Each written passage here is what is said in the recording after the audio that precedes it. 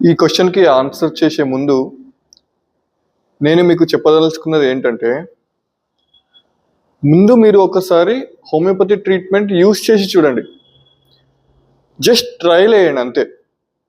ఎందుకంటే ఇప్పటిదాకా మా దగ్గరికి వచ్చిన ప్రతి పేషెంట్ అందరూ ఒక ట్రై చేసి చూద్దాం, ఒక ట్రయల్ ఇద్దాం, లేకపోతే ఒక ఛాన్స్ తీసుకుందాం, ఒక ఛాన్స్ ఇద్దాం అని వచ్చిన వాళ్ళే. ప్రతి పేషెంట్ ఆల్మోస్ట్ అందరూ అలా వచ్చిన వాళ్ళే. కానీ ఒక్కసారి వచ్చాక వాళ్ళకు మా ట్రీట్మెంట్ విధానం నచ్చింది కాబట్టే వాళ్ళు మళ్ళీ మళ్ళీ రిపీట్ అయ్యి మా దగ్గరికి రావడం, లేకపోతే ఆ పేషెంట్ ఇంకొక ముగ్గురికి చెప్పడం, ఆ ముగ్గురు ఇంకొక ముగ్గురికి చెప్పడం, ఇట్లా పాజిటివ్ మౌత్ టాకింగ్ వల్లనే ఈరోజు మా దగ్గరికి ఇంతమంది పేషెంట్స్ రావడం జరుగుతుంది. ఇప్పుడు మన మెయిన్ టాపిక్కి వస్తే, అసలు సైన్స్ అంటే ఏంటి?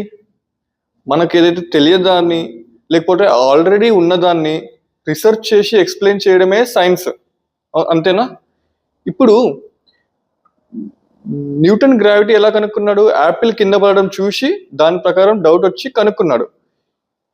సో ఇప్పుడు ఆ క్యూరియాసిటీ వల్ల గ్రావిటీ అనే కాన్సెప్ట్ కనుక్కున్నాడు. ఇప్పుడు న్యూటన్ పుట్టక ముందు యాపిల్స్ కింద పడలేవా? పోనీ న్యూటన్ పుట్టక ముందు గ్రావిటీ అనేది లేదా? లేకపోతే న్యూటన్ పుట్టక ముందు పడ్డ యాపిల్స్ అన్ని అన్సైంటిఫిక్ ఏనా? కాదు కదా.